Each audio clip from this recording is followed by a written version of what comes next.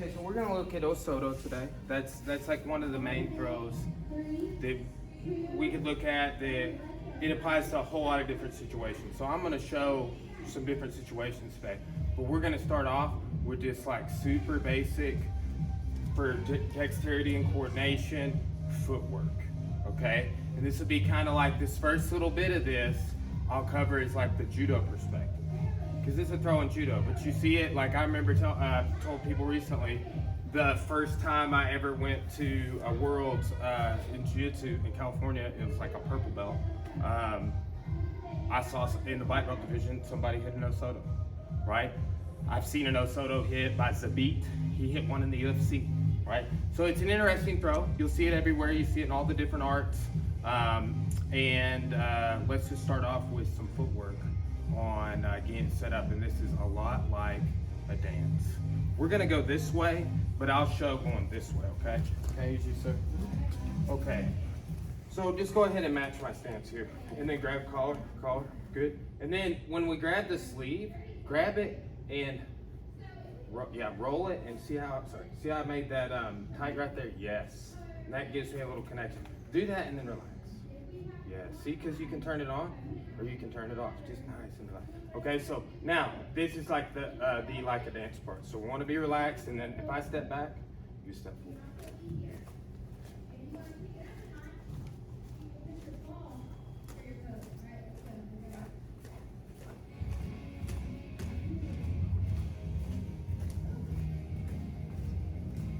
See, and I can, like there, I was just kind of feeling your shoulder and your gi and your grips. So that's called the standard grip in judo, right? So it's, imagine, think about that as the over-under clinch of gripping, right? So what I mean by over-under clinch is here, right? So,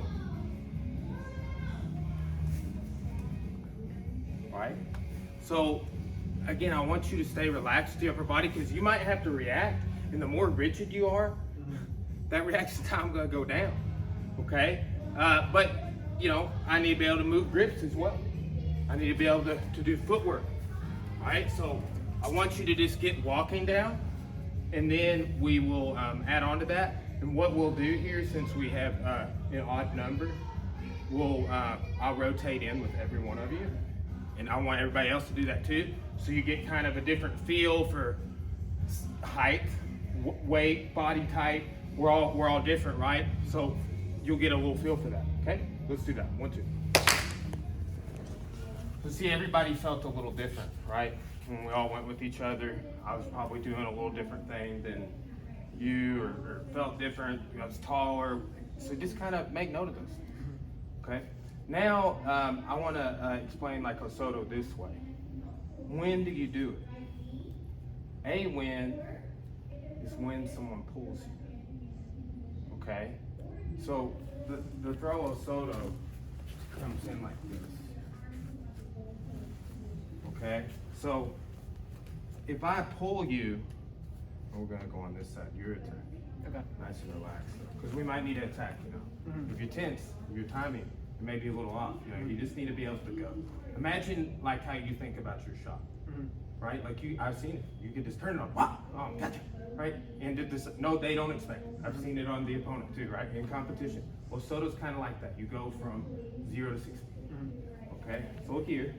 When I pull you, that's telling you.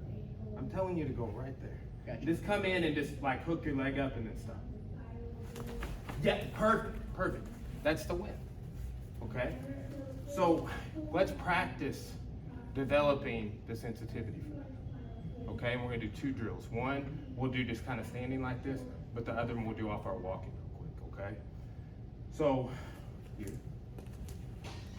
When you feel me pull your lapel, perfect. I like how you went around the body.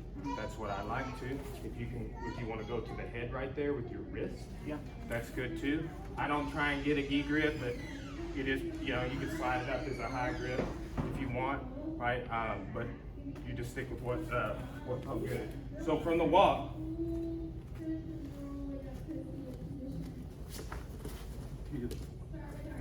okay, so these are called, in judo they call them uchikomis, fit-ins.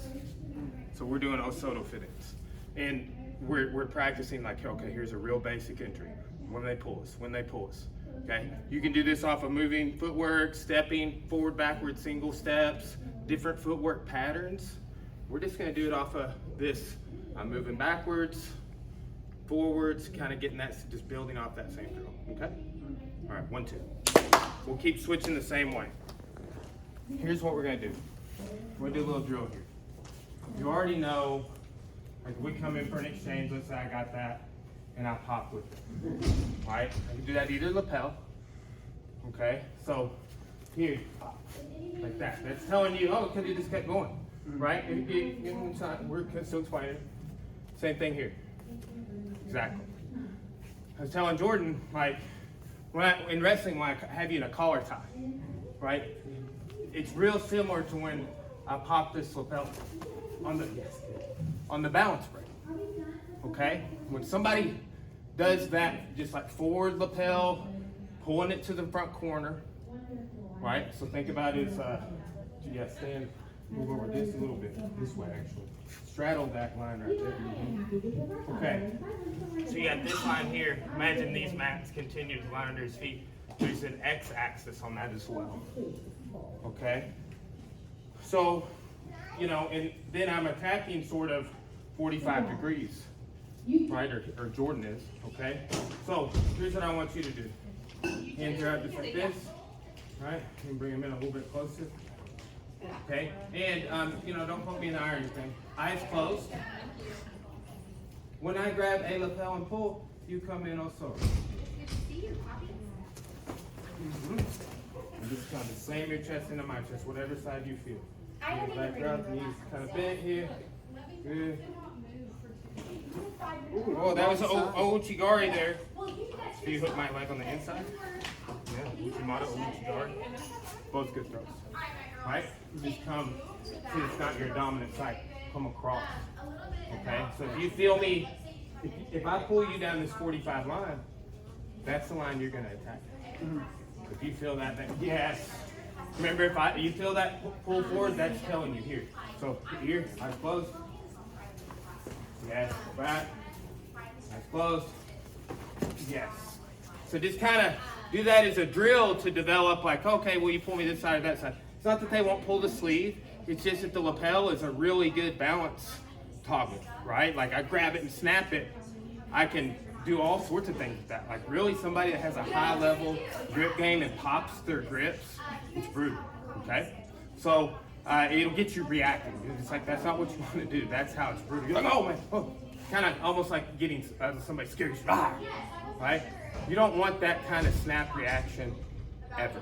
We're trying to erode that away. People fake you when you react that way, okay?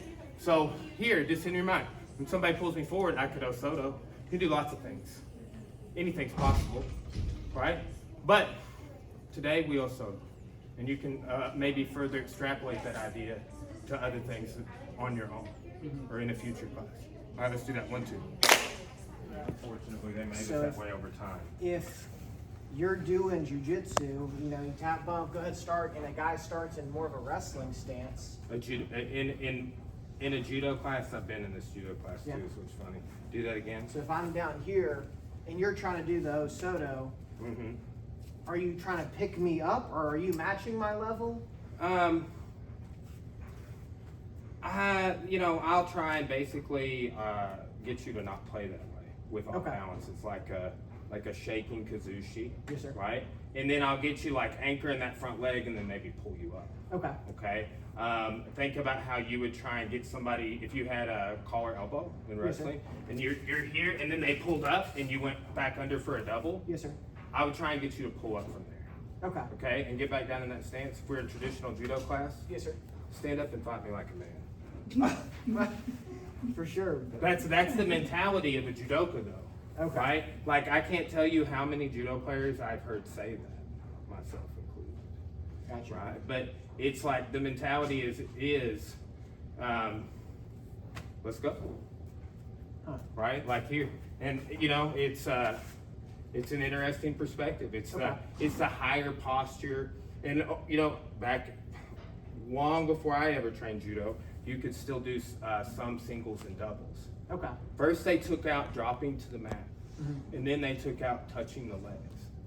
And that's when it's just pretty much just like regular.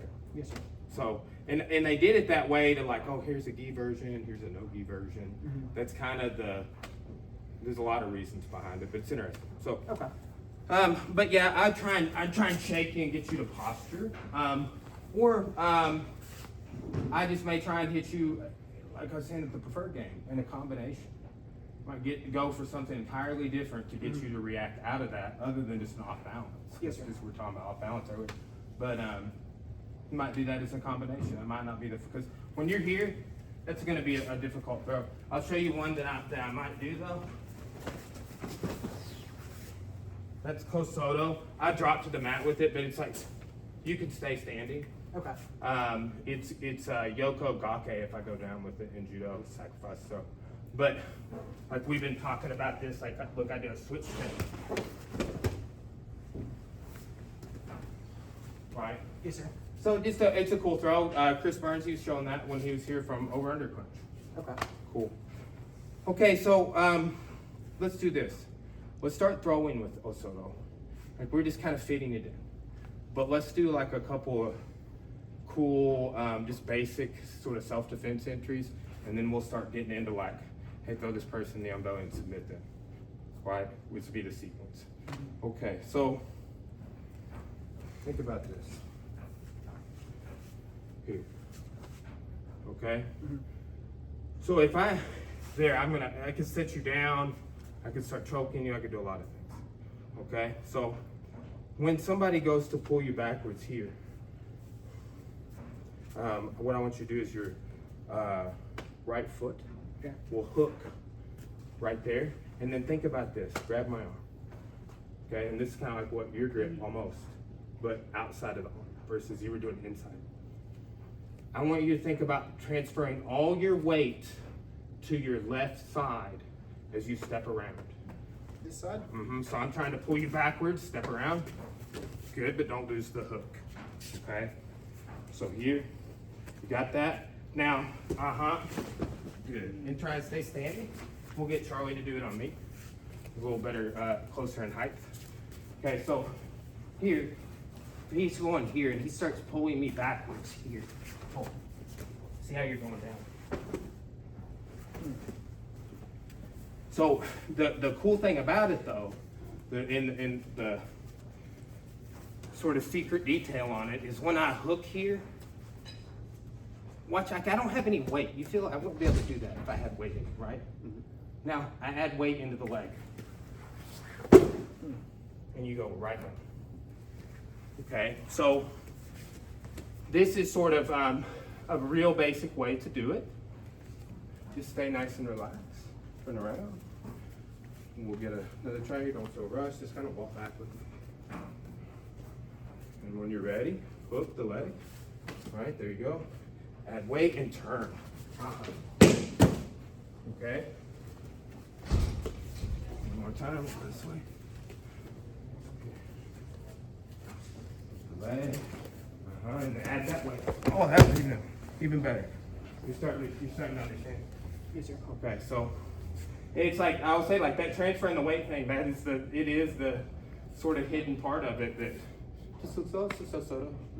Because when your grips are on different quadrants of the body, outside the arm, inside the arm, cross facing, gripping the gi, gripping the body, it's all subtle differences. I mean, you can't achieve the same thing.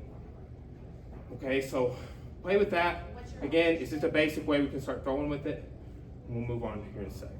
All right, 1, 2. It's one of the main throws to go to knee on belly. Right, so you want to get there. How does every match start? It starts standing. Right, like if we're at a jiu-jitsu tournament, did any you competed at that AGF a while back? Did any of your matches start on the ground? Yes, sir. Right, and two, like a lot of times when you go out of bounds, well, you restart your standing. Yeah. It's situational, but a lot of times that's what happens. Okay, so we got to craft this game, and I think one throw at a time and getting a lot of experience and reps with one single leg, and that's my variation. And say McMillan doing 10,000 reps or tens of thousands, right? Like just over and over on this same throw. Okay, so this one here we'll start from this. Like you can do this from like more of a base here, but we're gonna work off of like somebody initiating. You could think about it as O-Soto as well, because like you can grab someone's leg like this when they go to O-Soto you. Yeah. Right? But what we're gonna do is throw a little front kick right there on me. Yeah, right? Like you're kicking the door down. That's what we used to always tell the kids. Okay, so go ahead and do that again. So I'm gonna go there. Right? And you saw how that made a little lag? As he's like doing that, taking that elongated step he wasn't planning for, that's when I'm gonna check that rear leg. Okay? So if you don't have your hands up and this happens, like again, sort of self-defense perspective, that's anytime I get both legs on an O-Soto exchange, or I just get the far leg, that's O-Soto Garuma in judo, right? So it's just like if your hands are, this is perfect. Just say, when you see that coming, just go, just like that. You just push it out of the way. You just like closing it inside the door, smashing the fingers and toes in there. Okay. So here, yes. Look how you have both my legs. Okay. So that's kind of, you just, and you don't linger and stay there. You deflect it and then you go straight to that rear leg. Okay? So, does that make sense, everybody? Let's do that same way, and then we'll start, again, doing more of an in combination and getting like a more application, like, hey, I do this. But then you'll know the throw. It'll be easy. Okay? 1, 2. Something stuff right here. Justin and I were rolling earlier right here, and we were like, some throw exchange happened, and I'm like, oh, we gotta figure that out, so you know, like we can play off of it. And then I found it on the security cam right before class, and I'm like, hey, watch this. Like that's, anyway, so go over there a second ago. Okay, over under clinch, good gi, good no gi. Like you were coming in with the underhook, you were pretty much getting that when you were coming in from the very beginning of class, like when we first started doing this. Okay, so. All right, and what I would like to do is, like, you see how we have like this mirror stance, so like I want like my right and like this leg forward, this, yeah, this, okay? Or we'll do this way, okay? But whatever side you're on, what I want you to do is go to the corner here. That's what makes, yeah, see when you do that, go ahead and do that. That leg's light, so you can pick it up. Okay, so we're driving here,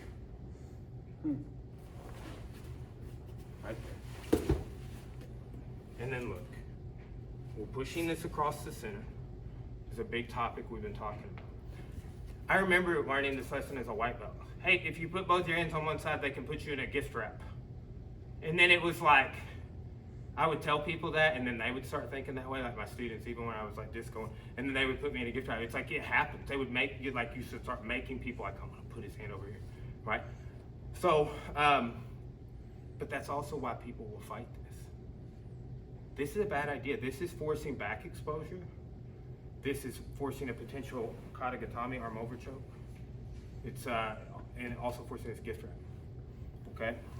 So here, when you're coming across, and I'm pushing here, if he pushes back over, look how that gives me the arm. Okay. So what I want to do is cup here and connect my elbow to my femur. Okay. Now I can do a couple of things. I can sublex this shoulder and figure 4 armbar. I know. Sorry. You're good. And then there's this. Will you look at me and start trying to fight a little bit? Sorry, it's mean. I know. See, that's a control. You don't have to be nice to them. Kind of maybe be nice to Charlie and me and Stephanie and Jordan, not Brett. But here's the thing. If you were like in a tournament, push their face. Don't cover their holes that they breathe through. They will call you for that. They'll call you for eyes, nose, and mouth, basically. Okay, so I don't want to cover your mouth or anything with it. All I did was go to your chin and push it away. And you know what that does? It took the slack out of your arm even more. Okay? So That face push is a cool idea, and it's even good for sport. Like that, if my body is a lever, this is the end of it. Right? So when I start turning that head, it produces a lot of control there, especially when I've got so the hip line isolated. Okay? So again, kind of work this from both sides. Show this side again, for just for perspective. But here, I drive down that line here. Come around. There's my knee on belt, and look, it's right there. He's like, oh no, I don't want to get my blah blah blah. Here. Right? Okay, if he starts setting up, I'll maybe take the back. Situational. If I have a collar grip, or maybe a no-gi, whatever, a collar grip is a cool choke. Corey and I were drilling the other day. I got from Howder a couple years ago. So hit that O-Soto. That is the O-Soto with the single leg. But a lot of times you have the single leg and you get on right here and you're like, why did I do that? And I'll say the main one that's shown, I don't like as much because you land in the guard. Here. Better tie it right to your pass game. Not that it's Ochigari, I like to throw. I've landed in tournaments twice. But it's not, I just don't like it off that. You're on the inside of the single. Okay, so do that over under, finish knee on belly, push that arm across and then bring it back across, isolate that arm. Make sense? 1, 2.